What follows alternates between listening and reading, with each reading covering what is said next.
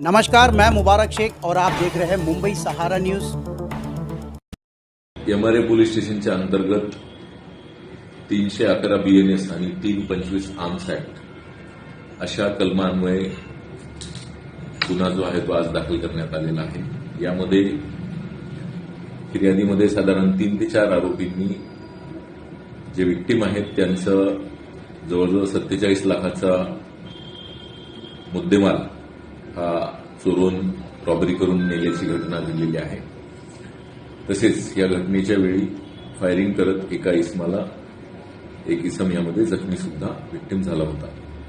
या घटनेच्या तपासामध्ये आतापर्यंत 2 आरोपी अटक करण्यात आलेले असून यामधील जवळजवळ 16.5 लाखाचा मुद्देमाल सुद्धा जप्त करण्यात आलेला आहे आणि पुढील तपास सुरू आहे।